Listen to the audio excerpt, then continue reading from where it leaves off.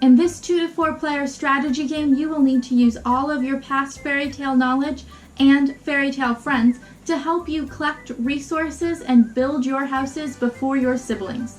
Playing as the Three Little Pigs relatives, you must prove yourselves to become worthy of being the next royal builder in the Grimm Forest.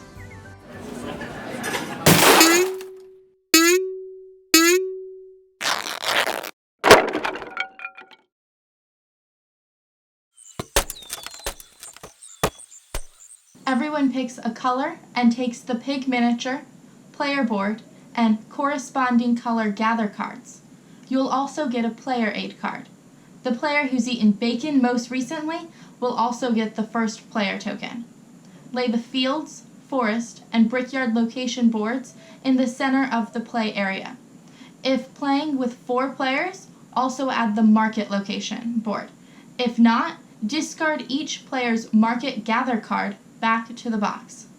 Put the first builder tokens under the matching location board. So the straw house bonus token will go under the fields, wood under the forest, and brick under the brickyard. If you have 2 players, you will set the die next to the location boards. In a 2-player game, the dice will act as a neutral third player named Prince Regal. If playing with 3 or more players, Prince Regal doesn't get to play, so discard the dice back to the box. Next, set the resources beside each of the location boards. This will make up the supply. There are 2 different types of resource tokens for each resource, a single resource and a mega resource. The mega value for each resource is different and scales based on the value of the resource.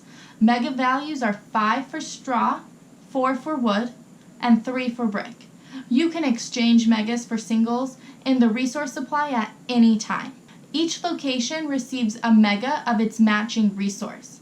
If playing with the market receives 1 single of each resource. Next, place all the house components in the center of the table. There are 3 different house parts: floors, walls, and roofs. These parts are made from the 3 different resources and are color-coded to match. Now we pull out the Fable and Friend decks. These decks have advanced cards denoted by this symbol. These cards increase the difficulty of the game, and you can choose whether to include them. Shuffle both decks and place them near the location boards. Place the monster miniatures in an accessible location on the table. Setup is now complete. Each round of play will consist of 3 phases: gather, build, and cleanup. In a 2-player game before the gather phase, Prince Regal will collect his half of the resources from one of the locations. They return to the supply.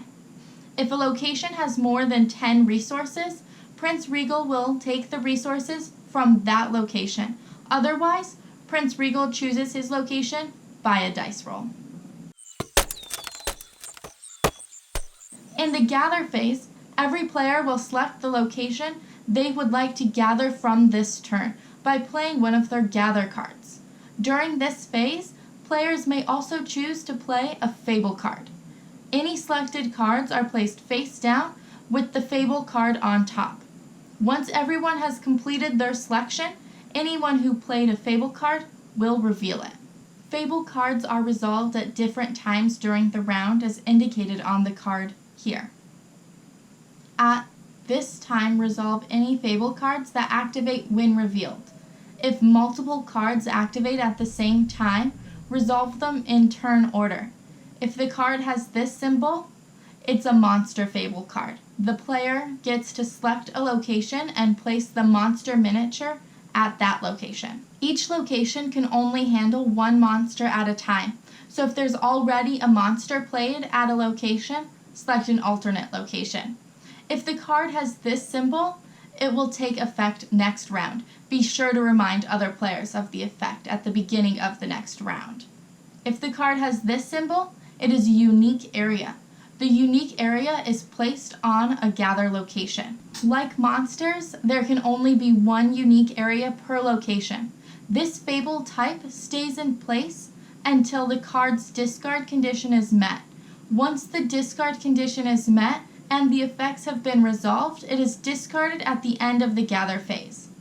Next, all players reveal their selected gather cards at the same time and place their pig figurine at the gather location indicated on the card. At this time, resolve any fable cards that activate before collecting resources. Now to see the number of resource your pig collects this round. If you are alone on a location, you collect all of the resources on the location tile. If there are other pigs on the location, the resources will be divided equally, rounded down, among the pigs. Any resources remaining will be left on the gather location card for the next round. If playing with the market location, players select their desired resources in turn order. At this time, resolve any fable effects that activate at the end of the gather phase. The gather cards played are now returned to the player's hand. Any fable cards that have been resolved and have met the discard condition are discarded at this time. All monsters return home to the monster supply. Now we enter the build phase. Players can do any 2 of the 4 possible actions during this phase, including performing any of the actions twice. You can build a house section. There are 5 build sites per player board. You need to have an empty build space to start a new house. Each house section costs a different amount of the corresponding resources. Floors cost 2, walls cost 4, and roofs cost 6. Pay the appropriate amount of the matching resource and add the purchased piece to your house. You can build multiple houses at the same time, but you can only be working on one building of each type. You must complete one house of a type before you can begin construction on a new house of that type. Raising walls requires help from a friend, so when constructing walls, draw a card from the friend deck to assist you. If you already have a friend card in play, you may choose to either discard your current friend for the new card, or you can pass the card to another player. That player cannot refuse the card, forcing them to discard their current friend and keep the one you gave them.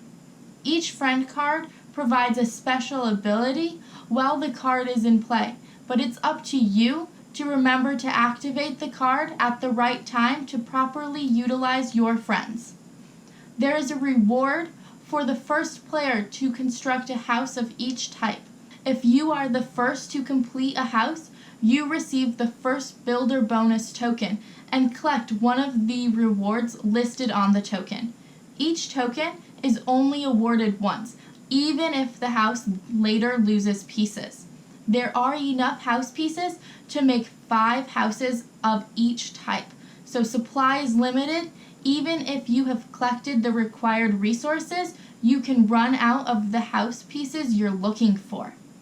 Players can also choose to draw a player card as an action. There is no hand limit in the Grimm Forest.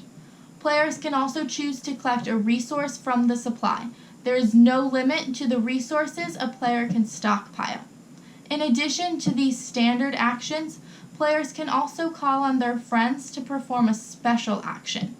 Each friend can only perform their special action once per turn. However, it's not uncommon for a special action to result in a new friend whose special action could also be played on the same turn.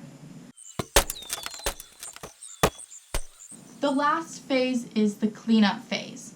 In this phase, players retrieve their pig figures from the location board and make sure they have all of their gather cards.